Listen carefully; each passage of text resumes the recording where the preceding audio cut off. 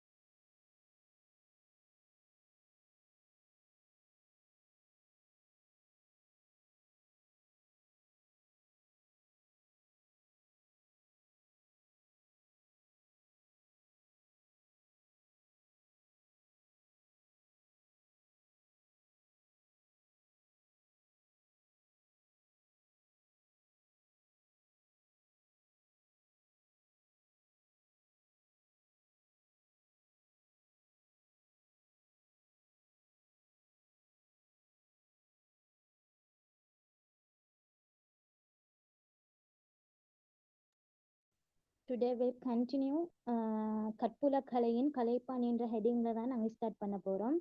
Please listen carefully. Doubt இருந்தால் சொல்லுங்க இன்ஷா அல்லாஹ். ஓகேயா? சரி. கற்புல கலையின் கலைப்பாணிகள். ஒவ்வொரு ஓவியங்களையும் ஒவ்வொரு கலைப்பாணியை வந்து நாங்கள் பார்க்கலாம்.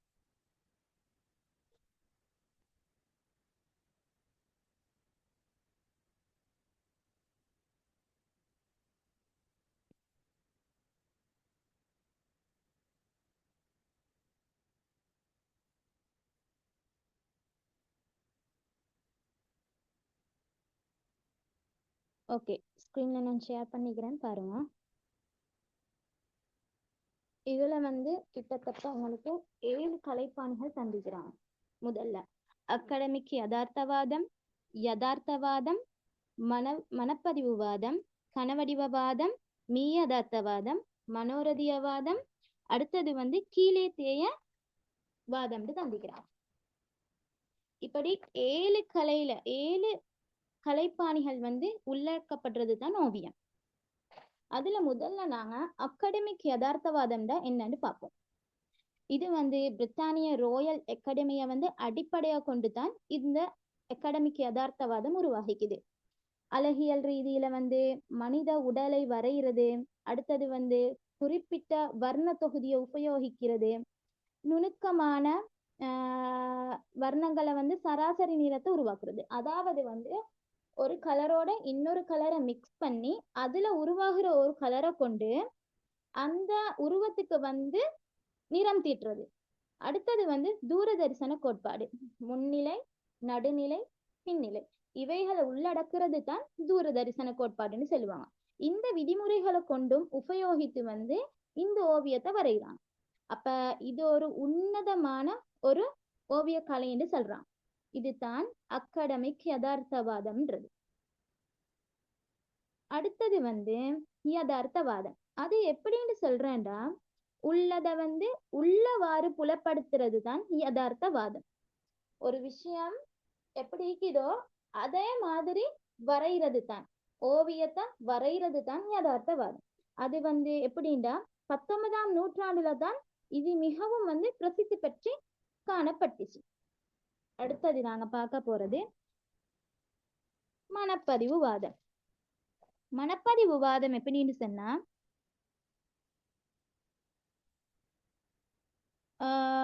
வேகமான தூரிகை தடங்கள், அதாவது வந்து பெயிண்டிங் ப்ரஷ்ஷை கொண்டு ஸ்பீடா பெயிண்ட் பண்றது தான் வேகமான தூரிகை தடங்கள்னு சொல்லுவாங்க.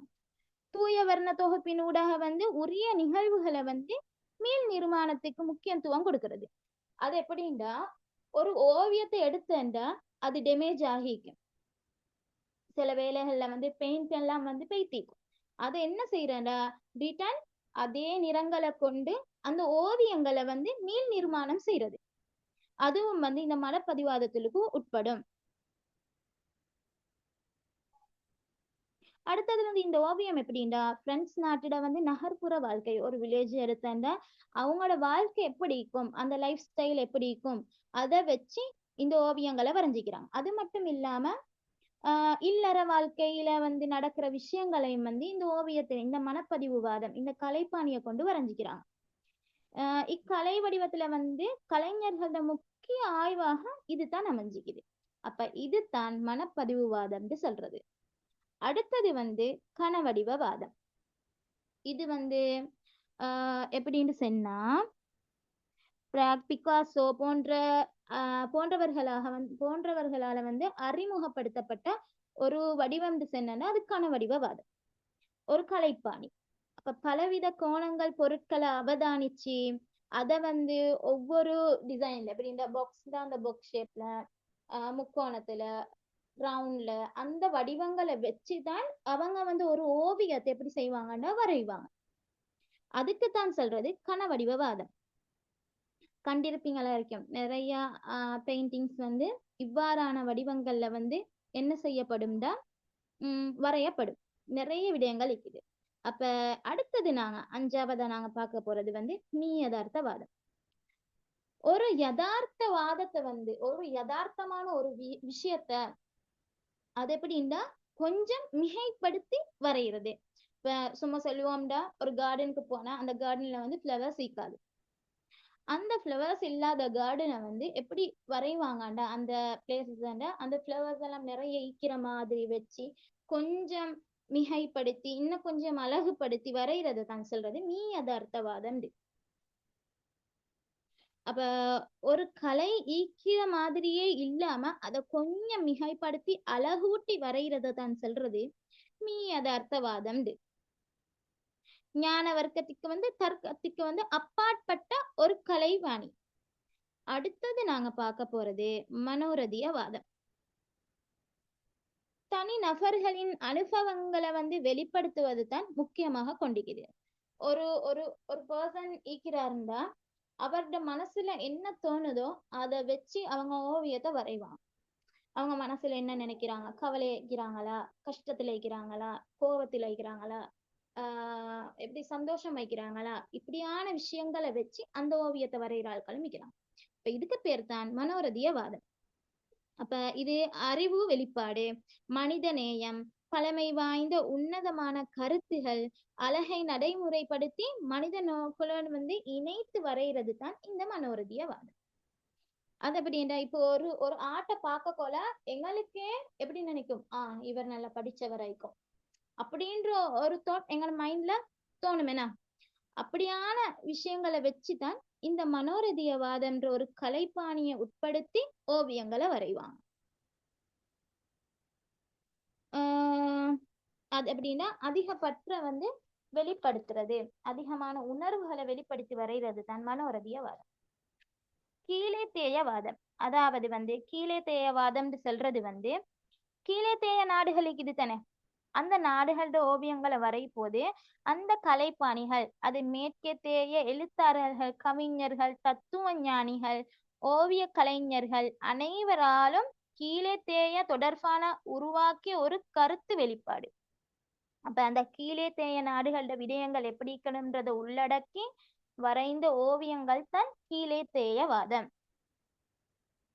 அப்ப அந்த கீழே தேய நாடுகளோட வியப்பு, அரிமை, புரிவதற்கரிய தன்மைகள் என்பவற்றை வந்து மேற்கே தேய பாராட்டுக்கு உட்படுத்திக்கிறாங்க.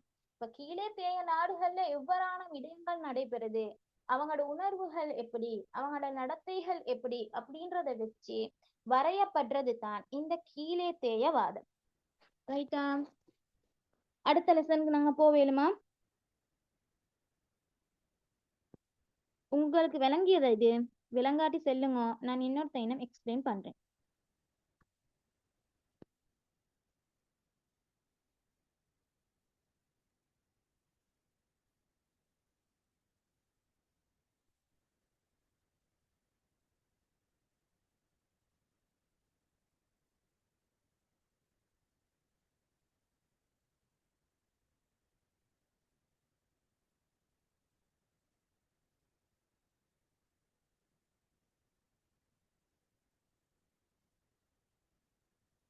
விளங்கிச்சா இந்த லெசன் நான் சொல்லி தந்தது, நான் எக்ஸ்பிளைன் பண்ணது?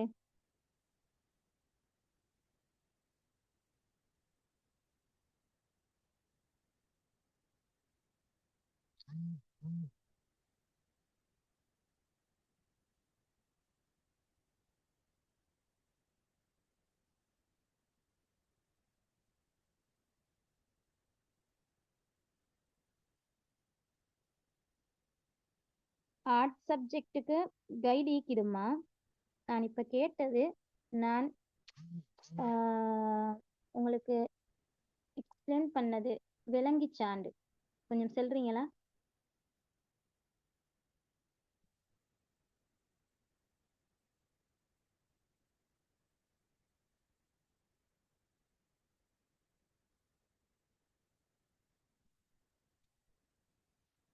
அப்ப அடுத்ததை பார்ப்போம் நாங்க. இப்ப நாங்க பார்க்க போறது இலங்கை கலைச்சங்கத்திட கலைஞர்கள். முதல்ல இலங்கை கலைச்சங்கத்திட கலைஞர்களை நாங்க பார்க்கறதுக்கு முன்னால இலங்கை கலைச்சங்கம்டா என்னன்றதை நாங்க பார்த்துட்டு இருப்போம். இலங்கை கலைச்சங்கம், இந்த இலங்கை கலைச்சங்கம்னு சொல்றது கிட்டத்தட்ட 1891 ஆரம்பிக்கப்பட்டது. சரியா? இதுல நிறைய மெம்பர்ஸ் இருக்கிறாங்க.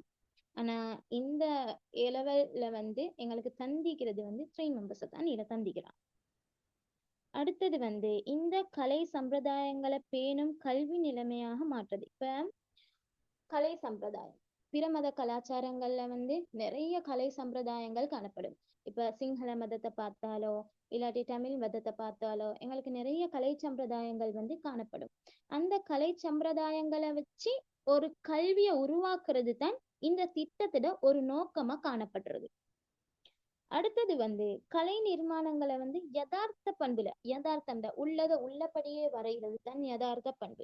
அந்த யதார்த்த பண்புகளை மிச்சம் கவனம் செலுத்தி அந்த கல்வியை இன்னும் மேம்படுத்துறது தான் இவங்களோட முக்கிய நோக்கமா காணப்பட்டுச்சு. அடுத்தது இச்சங்கம் பிரித்தானிய அனுசரணை அப்படின்னு சொன்ன கைட்னஸோ சப்போர்ட்டோ கொண்டு தான் இந்த கலைச்சங்கம்ன்றது உருவாகினது. இந்த கலைச்சங்கத்துல எங்களுக்கு தரப்பட்டிருக்கிறது 3 கலைஞர்கள். ஒன்று ACGS அமரசேகர, 2வது டேவிட் பெயிண்டர், 3வது JDA பெரேரா. இந்த 3 நபரை தான் எங்களோட இந்த பாடத்திட்டத்துக்கு அவங்க தந்திக்கிறது. அந்த இதுல இப்ப நாங்க ACGS அமரசேகரவை பார்ப்போம். இந்த ACGS அமரசேகர யாருன்னு சொன்னா இவர் தான். நான் ஸ்கிரீன்ல ஷேர் பண்ணிக்கிறேன் பாருங்க. இந்த ACGS அமரசேகர எப்படின்னு சொன்னா இவரோட பிறப்பு 1883 பிறந்து 83 மார்ச் மாதம் 3ஆம் தேதி காலி மாவட்டத்துல பிறந்தவர் தான் இந்த ACGS அமரசேகர என்றவர்.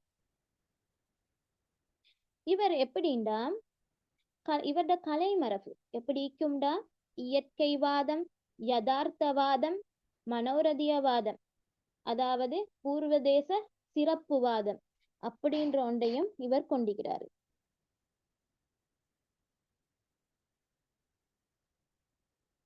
மனோரதியவாதம்ன்றது ரொமான்டிக் வாதத்திலும் உள்ளடக்கப்பட்டது. இவ்வாறான செல்வாக்குகளை கொண்டு தான் இவருடைய ஓவியங்கள் வரையப்பட்டிருக்குது.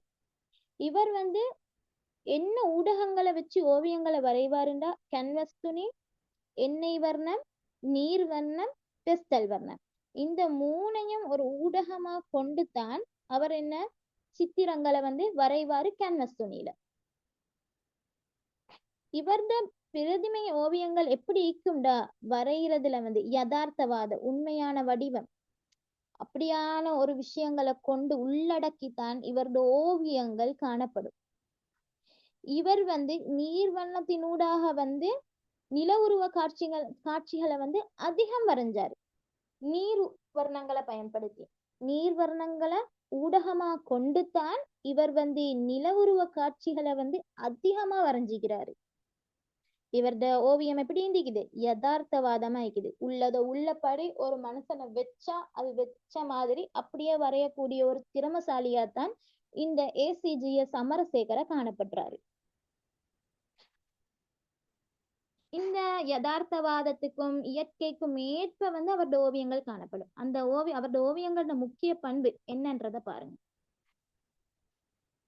அவருடைய ஓவியங்கள்ல முக்கிய பண்பு வந்து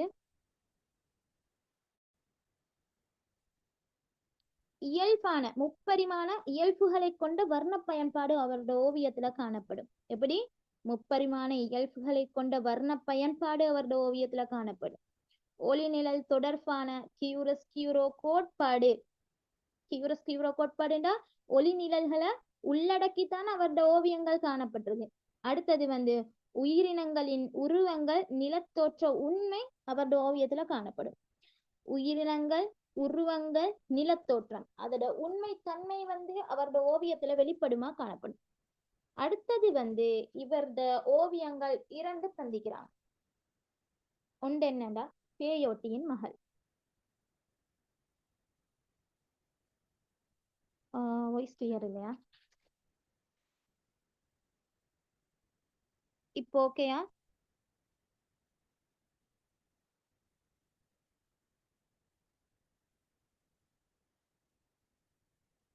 இப்போ ஓகேயாம்மா?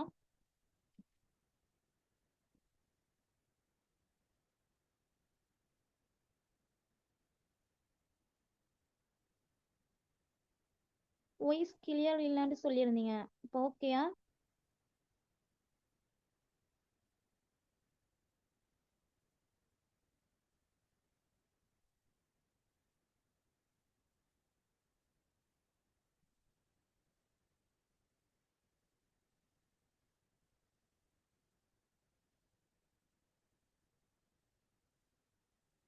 சரி. இவருடைய ஓவியங்கள் வந்து எப்படி முப்பரிமாண இயல்புகளை கொண்ட வர்ண பயன்பாடு காணப்பட்டிருக்குது. ஒளிநிழல் தொடர்பான கியூரோ கோட்பாடு காணப்பட்டிருக்குது. உயிரினங்கள் உருவங்கள் நிலத்தோற்றம்ன்றது உண்மை தன்மை வந்து இவருடைய ஓவியங்களை வெளிப்படுத்திக்குது. இவருடைய ஓவியங்கள் 2 காணப்படுது. அது 2 தான் தந்திக்கிறாங்க. ஒன்று வந்து பேயோட்டியின் மகள். இதுக்கு இன்னொரு பேர் எப்படின்னா இயக்கதுரு தியனிய. பேயோட்டியின் மகள் சிங்களத்துல சொல்றது. சிங்கள லாங்குவேஜ்ல இந்த பேர் எப்படி சொல்றாங்கண்டா இயக்கதுரு தியனிய. அடுத்தது வந்து இத பேயோட்டுபவரின் மகள்டும் செல்வான். இது எப்படின்னு சொன்னா வியப்பு என்ற ரசனையை உண்டாக்கும் இடத்துல இந்த ஓவியம் வந்து தீட்டப்பட்டிருக்குது. வியப்பு இந்த ஸ்கிரீன்ல நான் ஷேர் பண்ணிக்கிறேன் பாருங்க.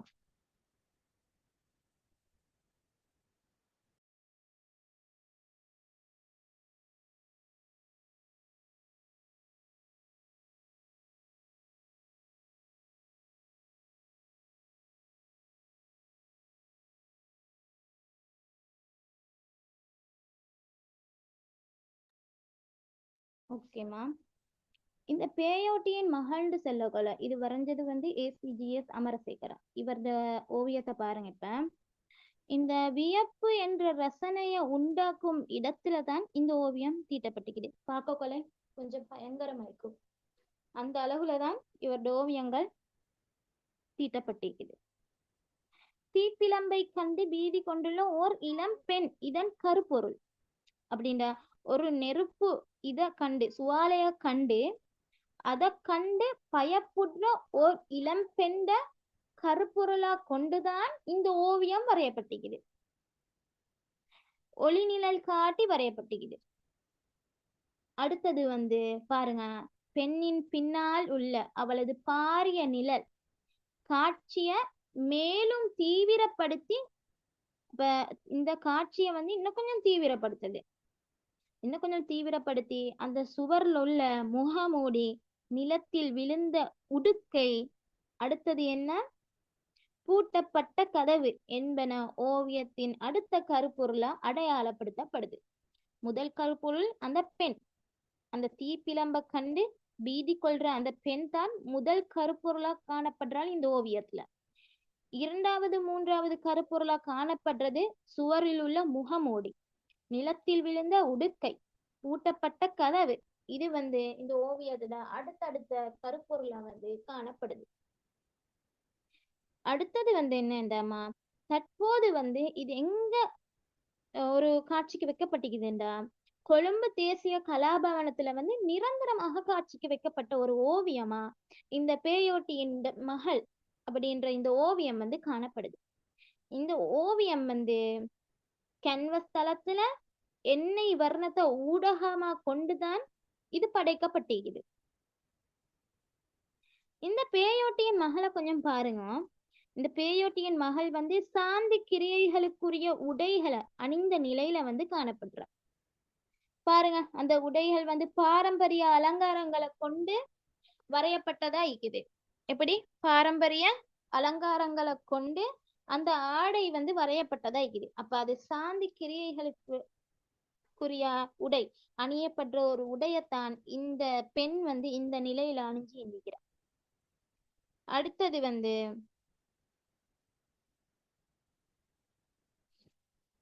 நாங்க பார்க்க போறது வந்து இவருடைய ஓவியத்துல தச்சனின் வீடு. இந்த தச்சனின் வீடு இது எப்படின்னா, சமூகத்தின் ஏழ்மை நிலையை வெளிப்படுத்தும் ஓர் ஆக்கமாக விளங்குது. அமரசேகர வரைந்த ஓவியத்துல வேறுபட்ட ஒரு ஓவியமாக இது சொல்லப்படுது. அந்த ஓவியத்தை பாருங்க. இந்த ஓவியம், இந்த ஓவியத்தை பார்க்கக்குள்ள அவங்க எந்த அளவுக்கு கஷ்டப்படுறாங்க, எந்த அளவுக்கு ஏழ்மை நிலையில அவங்க கவிழ்க்கப்பட்டிருக்கிறாங்க, எந்த அளவுக்கு அவங்க ஏழ்மை நிலைக்கு தள்ளப்பட்டிருக்கிறாங்கன்றது இந்த ஓவியத்தை கொண்டு எங்களால விளங்கி கொள்ள இயலுமா. அடுத்தது வந்து இல்ல தலைவனாக அமர்ந்திருக்கும் ஆணின் உருவம் கீழே காணப்படும் ஆயுத பொதிய ஏக்கத்துடன் நோக்கிய வண்ணம் இருக்குது. எப்படின்றா, அந்த ஷார்ல வந்து அந்த இல்ல தலைவனா அந்த வடுவ தச்சன் அந்த அமர்ந்திருக்கிறான். அந்த தச்சன் எப்படின்றா, கீழே போடப்பட்டிருக்கிற அந்த ஆயுத பொதிய வந்து ஏக்கத்தோடு கவலையோடு நோக்குற வண்ணம் வந்து இந்த ஓவியம் காணப்படுது. இப்ப இந்த காலடியில ஒரு கருப்பு பூனை காணப்படுது. இந்த ஓவியம் வந்து பேக்ரவுண்ட் வந்து பிளாக்ல இருக்கிறதுனால அந்த சில விஷயங்கள் அதுல விளங்காது. நோட் பண்ணிக்கோங்க. இந்த தச்சண்ட காலடியில இருக்கிற அந்த கீழே போடப்பட்ட அந்த ஆயுத பொதிய வந்து அவன் எப்படி ஏக்கத்தோட பாக்குற வண்ணமிக்கிறான். அவன் காலடியில ஒரு கருப்பு பூனையும் கட்டிலில் உள்ள நோய்வாய்ப்பட்ட ஒரு பிள்ளையும் மேசை மீது கவிழ்க்கப்பட்ட சட்டி அந்த பானைகள் அதெல்லாம் வந்து ஓவியத்திட வந்து முக்கிய ஒரு குறியீடா காணப்படுது. ஓவியத்திட குறியீடுகள் என்னென்ன, அந்த தச்சண்ட காலடியில போடப்பட்டிருக்கிற அந்த ஆயுத பொதி, அடுத்தது வந்து தச்சண்ட காலடியில் இருக்கிற அந்த கருப்பு பூனை, கட்டிலில் நோய்வாய்ப்பட்ட அந்த குழந்தை, அடுத்தது மேசை மேல கவிழ்க்கப்பட்ட அந்த உபகரணங்கள், அந்த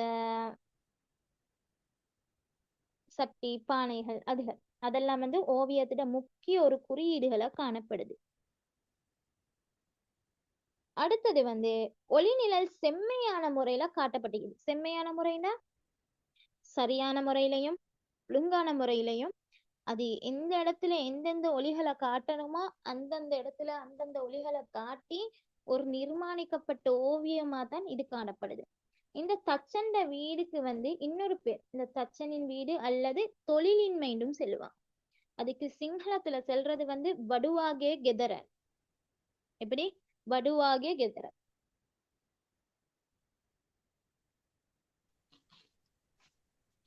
டீச்சர் என்னம்மா என்ன பேரு? வடுவாகே கெதர. புரியுதா? ஓ ஓ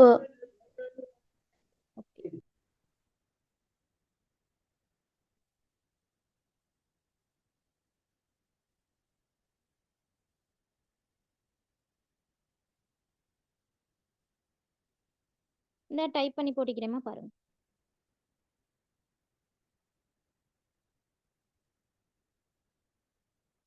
இது எப்படின்னா, இக்காட்சி வெளிப்படுத்தப்படும் அந்த அறை வந்து இருண்ட ஒரு சூழ்நிலையில காணப்படுதா இல்லையா? காணப்படுதுன்னா அந்த இருண்ட சூழ்நிலைய ஒரு ஒரு வெளிச்சமாவது காணப்படுன்றதுக்காக வேண்டி அந்த ஜன்னல்ட மூலமா அந்த விண்டோ மூலமா எப்படின்னா அந்த ஒளி வந்து வீட்டின் உள்ளால வருது. அதை வச்சுதான் இந்த ஓவியங்களை வந்து அழகா வரைஞ்சிக்கிறாங்க. அந்த காட்சி வந்து அழகான முறையில வெளிப்படுத்துறதுக்காக வேண்டி அறை இருண்ட சூழ்நிலையில புலப்படுத்தி அங்கு வாழ்வோரின் வறுமை நிலைய குறித்தும் இந்த காட்சி காட்டப்பட்டிருக்குது.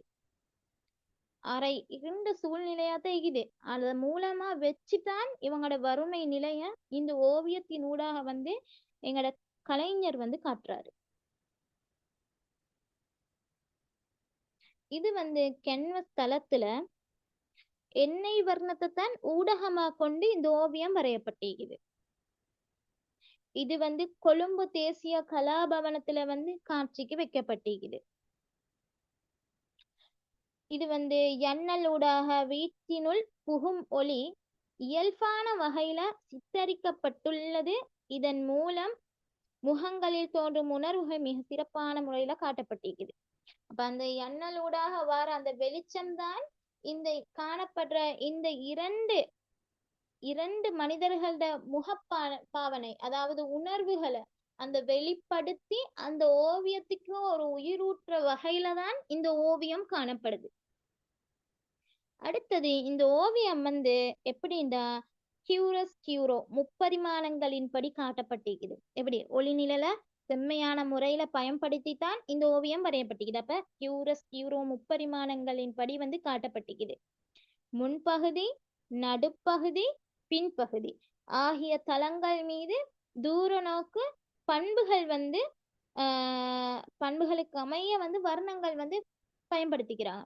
முன்பக்கமா எந்த வர்ணங்கள் கொடுக்கணும், நடுப்பகுதியில எவ்வாறான வர்ணங்கள் தீட்டணும், அடுத்தது வந்து பின்பகுதியில எவ்வாறான வர்ணங்கள் தீட்டணுன்றதையும் கொண்டு அழகா அவர் என்ன செஞ்சுக்கிறாரு, ஒவ்வொரு ஸ்டெப் பை ஸ்டெப்பா பார்த்து பார்த்து அந்த ஓவியத்தை வரைஞ்சிக்கிறார். முன்னால, நடு, பின்னால எவ்வாறான வர்ணங்களை வச்சு அந்த ஓவியம் அழகான முறையில வரும்ன்றத நோக்கி அந்த ஓவியத்தை இவர் வரைஞ்சிக்கிறார்.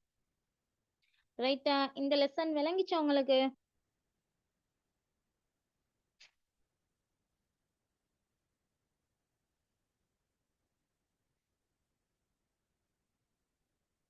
விளங்கிச்சா கேர்ள்ஸ்? ஓகேம்மா.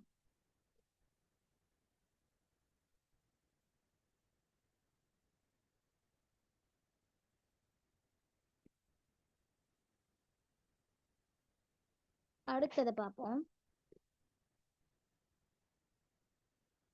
எங்களோட டேவிட் பெயிண்டர், எங்களோட இந்த இலங்கை கலை சங்கத்தின் கலைஞர்ல இரண்டாவதா காணப்படுறவர் டேவிட் பெயிண்டர். இவர் எப்படின்னா இவரும் ஒரு திறமைசாலி தான், நல்ல டேலண்டான ஒரு ஆள். இவரும் அழகா ஓவியத்தை வரைவாரு, அழகான முறையில நிறப்பூச்சிகளை பயன்படுத்துவாரு, எந்தெந்த தளத்துல எந்தெந்த ஓவியங்களை வரையணுமா அப்படியான முறையில அழகா கிரியேட்டிவா அழகா வரைவாரு. அப்படியான ஒரு பர்சன் தான் இந்த டேவிட் பெயிண்டர். இவர் எப்படின்னா இங்கிலாந்து ராயல் அகாடமியில தான் இவர் படிச்சுக்கிறார். என்ன படிச்சுக்கிறாரு? யதார்த்தவாத பண்புகளுக்கேற்ப ஓவியங்களை சித்திரங்களை எப்படி வரையணும்ன்றத இங்கிலாந்து ராயல் அகாடமியில தான் இவர் பயிற்சி பெற்றிருக்கிறார். உயிர் ஓவியங்களை வரைகிறதுல வந்து இவர் மிச்சம் டேலண்டான ஒரு பர்சன். பிரசித்தி பெற்ற இவர் நேருவின் பிரதிம ஓவியத்தையும் வரைந்தவர். நேருவின் ஓவியம் தெரியும் தானே? அந்த நேருவின் பிரதிமை ஓவியத்தையும் வரைஞ்சவர் இவர் தான். இந்த டேலண்டான ஆள் தான். இவர் வந்து கண்டி திருத்துவ கல்லூரியில வரையப்பட்ட கிறிஸ்தவ ஓவியங்கள் சுதேச பண்புகளை கொண்டிருந்தமை சிறப்பம்சம். இவர் தான் வரைஞ்சிக்கிறார். கண்டில இருக்கிற அந்த திருத்துவ கல்லூரி சர்ச், அதுல வரையப்பட்ட கிறிஸ்தவ ஓவியங்கள் சுதேச பண்புகளை கொண்டிருந்தமை வந்து மிச்சம் சிறப்பம்சமா காணப்படும். சுதேச பண்புகள்னா வரைஞ்சதை எல்லாம் வந்து மேற்கத்திய நாடுகளுக்குரிய ஒரு ஓவியங்கள் தான். ஆனா எங்களோட நாட்டு கலாச்சாரத்துல அதை கொஞ்சம் உள்ளடக்கி அவர் கொஞ்சம் கிரியேட்டிவா அதான் அந்த ஓவியங்களை வரைஞ்சது வந்து இவர்ல ஒரு சிறப்பம்சம் திகழுது. ரைட்டா? அடுத்தது வந்து கிறிஸ்தவ கருப்பொருள்களை வெளிப்படுத்த மனித உருவங்களுடன் இயற்கை சூழலுடன் பொருத்தப்பாட்டை வந்து இணைத்துக்கிறார். கிறிஸ்தவ கருப்பொருளை வந்து வெளிப்படுத்துறதுக்காக மனித உருவங்களை இவர் என்ன செஞ்சுக்கிறார், அந்த உருவங்கள் அந்த ஓவியத்துல வந்து இவர் வரைஞ்சிக்கிறாரு. அந்த ஓவியத்துல வரைஞ்சி இயற்கை சூழலுடன் பொருத்தப்பாட்டை வந்து இயற்கைக்கு ஒப்பான முறையில இயற்கைக்கு ஒத்து போற முறையில வந்து அந்த ஓவியங்களை இவர் வரைஞ்சுக்கிறாரு. மனித உயிர் ஓவியங்களை வந்து சுதேச பண்புகளை வெளிப்படுத்துவதுடன் பிரித்தானிய அகாடமிக் சம்பிரதாயத்துக்கு உட்படுத்தி ஒழுங்கமைக்கப்பட்டது தான் இவரது ஓவியம். யார்ட? இந்த டேவிட் பெயிண்டர். அவரது ஓவியங்கள் வந்து 2 தரப்பட்டிருக்கிறது. ஒன்று, வெற்றியுடன் ஜெருசல நகரத்திற்குள் பிரவேசித்தல். 2வது வந்து நல்ல சமாரியம். இது வந்து திருத்துவன்னு சொல்லுவாங்க, நல்ல சமாரியம். அப்ப இந்த நாங்க வெற்றியுடன் ஜெருசலத்திற்குள் பிரவேசித்தல். இங்க நான் ஷேர் பண்ணாத நோட்ஸ் கொஞ்சம் இருக்குது, நான் சொல்லக்குள்ள நீங்க நோட் பண்ணிக்கோங்க. ஓகேயா?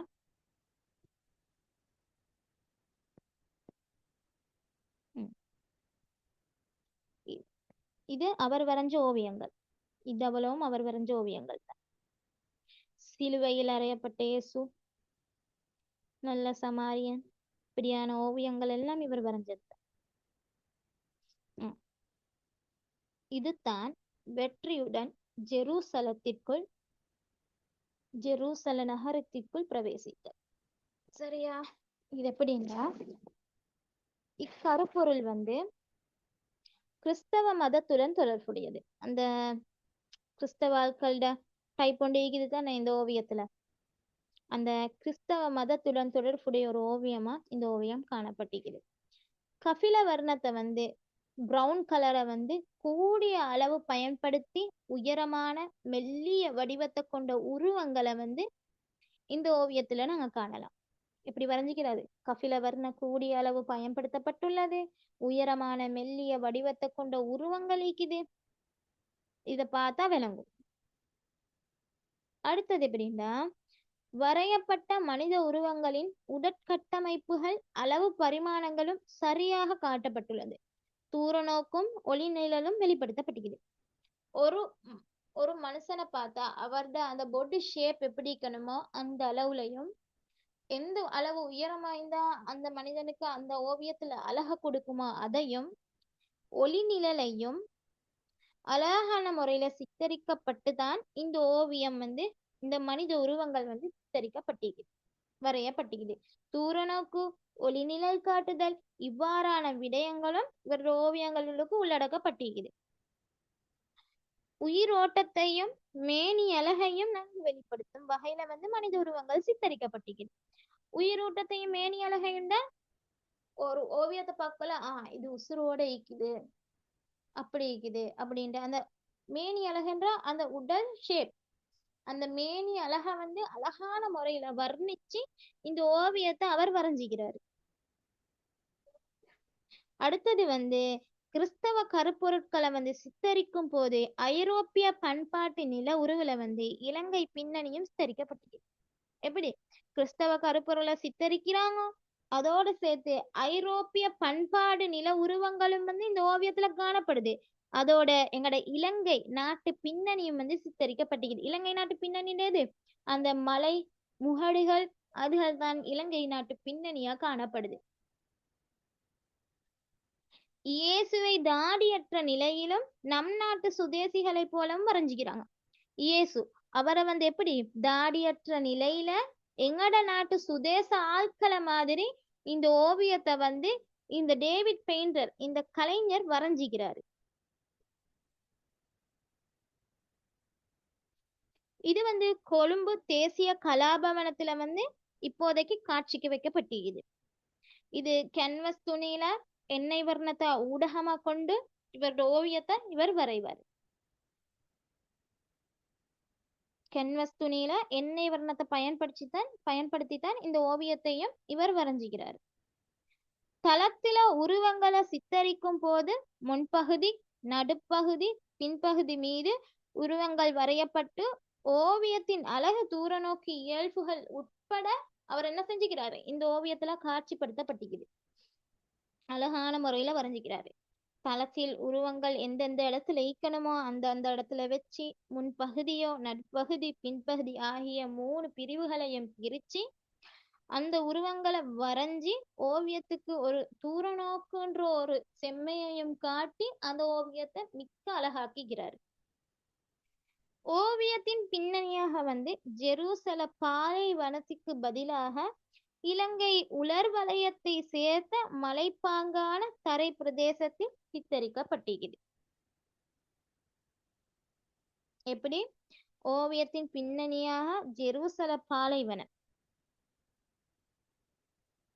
ஓவியத்தின் பின்னணியாக ஜெருசல பாலைவனத்துக்கு பதிலாக எப்படி இலங்கை உலர் வலயத்தை சேர்த்துத்தான் மலைப்பாங்கான தரை தேசத்தையும் அதுளுக்கு உட்படுத்தி அவர் அந்த ஓவியத்தை வரைஞ்சுகிறார். ரைட்டா? இந்த வெற்றியுடன் ஜெருசல நகரத்திற்குள் பிரவேசித்தல்ன்ற இந்த லெசன் விளங்கிச்சா? நோட் பண்ணி கொண்டீங்களா? இல்லை இன்னொரு தைனம் நான் விளங்கப்படுத்தணுமா?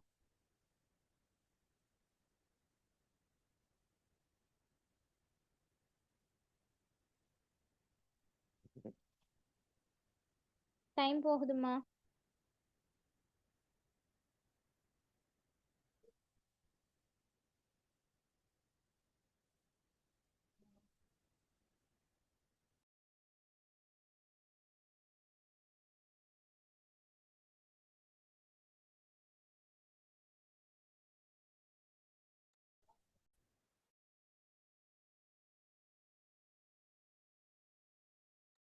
அடுத்தது பார்ப்போம் நாங்க நல்ல சமாரியன். இந்த நல்ல சமாரியன் சொல்றது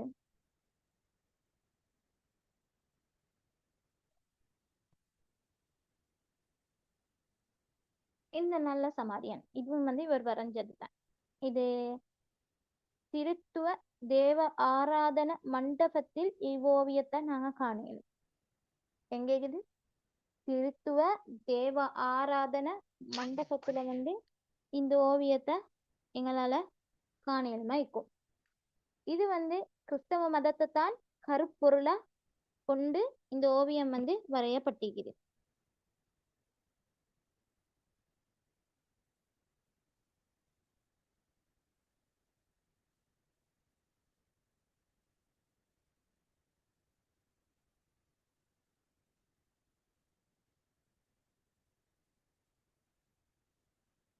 பிரைவேட்டா வேணுமா இல்ல நான் சொல்லக்குள்ள நீங்கள நோட் பண்ணிக்கிறா?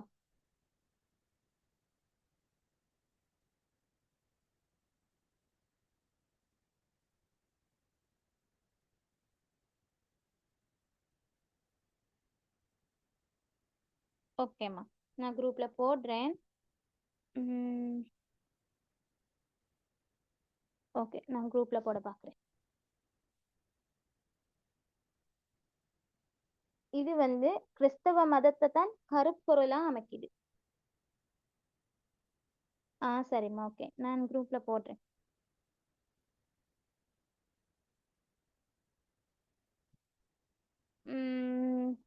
இது எப்படின்னா கிறிஸ்தவ மதத்தை கருப்பொருளா கொண்டிருக்குது. சுதேச மனித உருவங்களையும் சூழலையும் பிரதிபலிக்குது. எப்படி?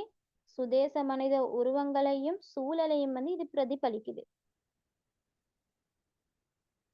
பாருங்க, அந்த அந்த பிக்சர் எப்படி இருக்குது? எங்களோட நாட்டு மக்களை மாதிரி இருக்குது.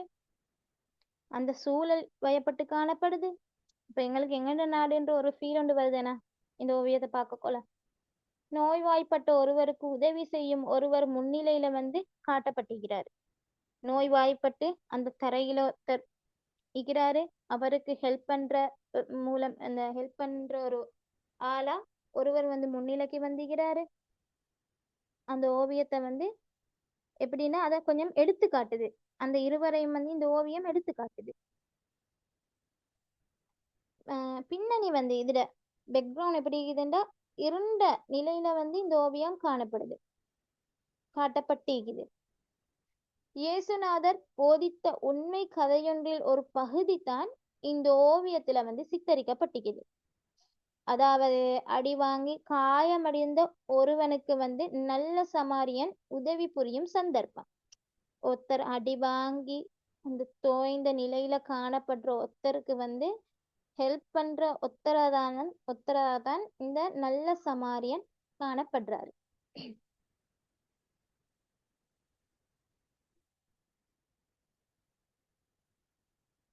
இயேசுநாதரின் கதையை வந்து சித்தரிக்கும் கண்டி திருத்துவ தேவாலயம் சுவரோவியங்கள்ல வந்து சிறப்பியல்பு ஐரோப்பிய பண்பாடு பின்னணி இலங்கை பின்னணியும் சித்தரிக்கப்பட்டிருக்குது.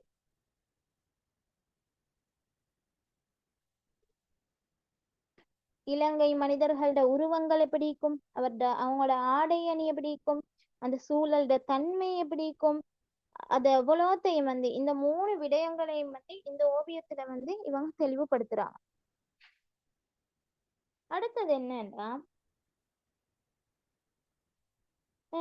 டேவிட் பெயிண்டர்ல வந்து சில ஓவியங்கள் காணப்படுது. இந்த நல்ல சமாரி என்ற நோட்ஸ் இவ்வளவுதான். அதே போல இந்த டேவிட் பெயிண்டர்ல வந்து சில ஓவியங்கள் காணப்படுது. இயேசு சீடர்களின் பாதங்களை வந்து கழுவுறது, கண்டி திருத்துவ கல்லூரியில வந்து காணப்படுற சிலுவை அறையப்பட்ட இயேசு, இது வந்து கண்டி திருத்துவ கல்லூரியில காணப்படுது. அடுத்தது மீனவர்கள், ரபான் அடிக்கும் பெண்கள், கெட்டம்போல் சிறுவன், தாயும் பிள்ளைகளும், நோபல் நாட்டு பெண்கள், அது தாயும் மகளும், இவ்வாறான ஓவியங்களையும் வந்து இந்த எங்கட யாரு டேவிட் பெயிண்டர் வரைஞ்சிக்கிறாரு.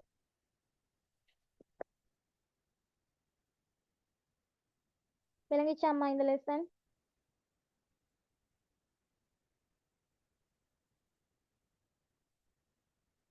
சரி, நாங்க அடுத்ததுக்கு போவோம். ஜேடிஏ பெரேரா இந்த இலங்கை சுதேச கலைஞர்களை 3ஆவதா காணப்படுற ஒரு ஆள். ஜேடிஏ பெரேரா இவர் தான் டேவிட் பெயிண்டர்.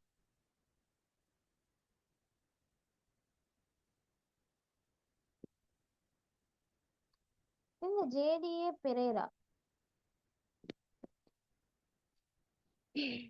இவர் யாருண்டா மருதானை தொலைநுட்ப கல்லூரியில வந்து பட்லர் என்பவருட மூலமா தான் இவர் என்ன செஞ்சுக்கிறாரு, இந்த ஓவிய கலையை வந்து பயின்றுகிறார், கற்றுகிறார். அவர்கிட்ட தான் போயிட்டு படிச்சுக்கிறார். பிரதிமை ஓவியங்களை வரைகிறதுல வந்து நல்ல டேலண்டான ஒரு ஆள்ட இந்த ஜேடிஏ பெரேரா தான். இவரது ஓவியங்களும் வந்து இந்த யதார்த்தவாத போக்கை வந்து கொண்டிருக்கும். இவரது ஓவியங்களும் எப்படி இந்த யதார்த்தவாத போக்கை வந்து கொண்டிருக்கும். இவரது பிரதான கலைப்படைப்பான ஓவியங்கள் வந்து கலாபவனத்துல வந்து காணப்படும் புத்தகத்தை தாங்கி இளம் பெண்ணின் ஓவியம் தான் இவரது பிரதான கலைப்படைப்பு. முக்கியமான ஒரு ஓவியம் சொன்னா அது கலாபவனத்துல காணப்படுது. அது எப்படின்னா புத்தகத்தை தாங்கிய ஒரு இளம் பெண்ட ஓவியம் தான் இவரத முக்கிய பிரதானமான கலைப்படைப்பு. அடுத்தது சந்திரலேகம், அடுத்தது நடனமாது என்பன வந்து இவரது புகழ்பெற்ற ஓவியங்களுக்கு உள்ளடக்கியது.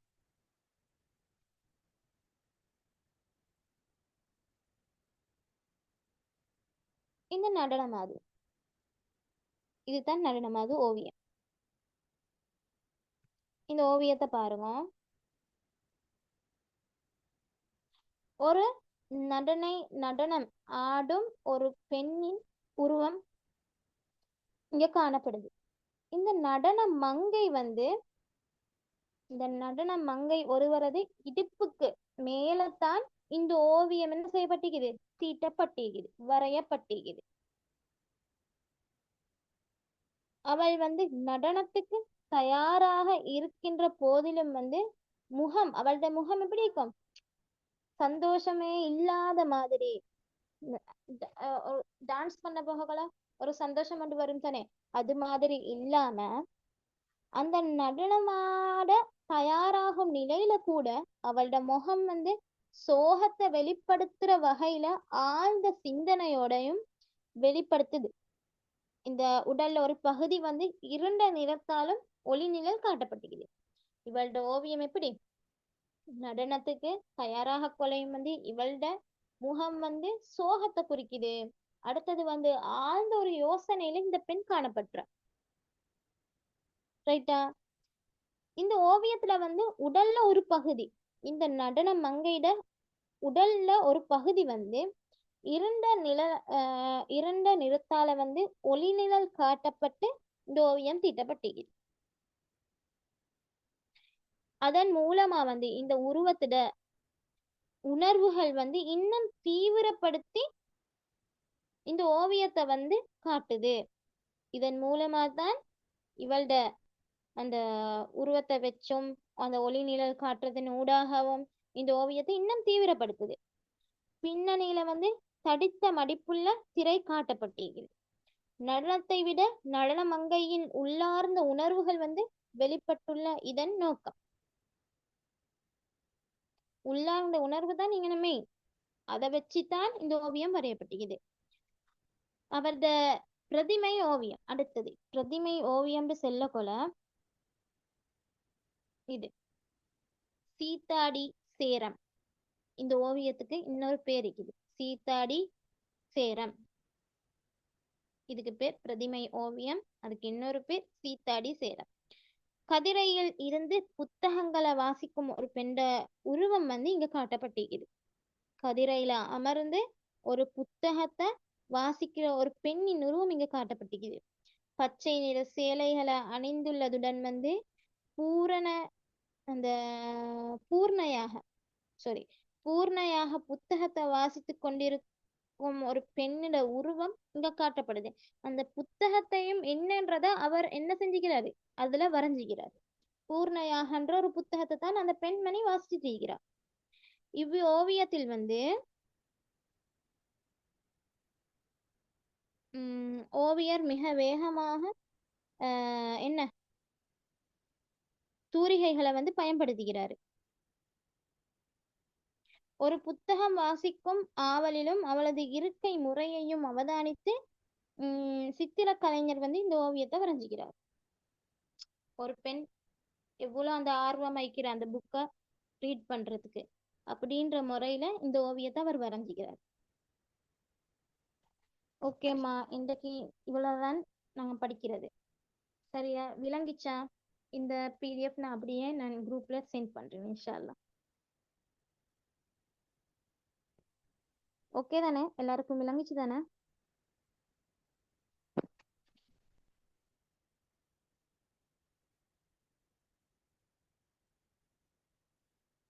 இன்றைக்கு நாங்க பார்த்தது சுதேச கலைஞர்கள். இந்த சுதேச கலைஞர்கள் மூவரும் அந்த மூவருட ஓவியங்களையும் தான் நாங்க இன்றைக்கு பார்த்தோம்.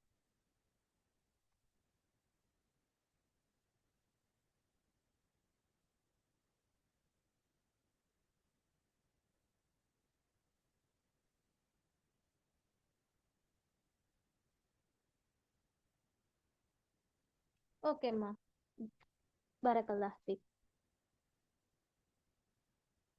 அஸ்ஸலாமு அலைக்கும் வரஹ்மத்துல்லாஹி வபரகாத்துஹு.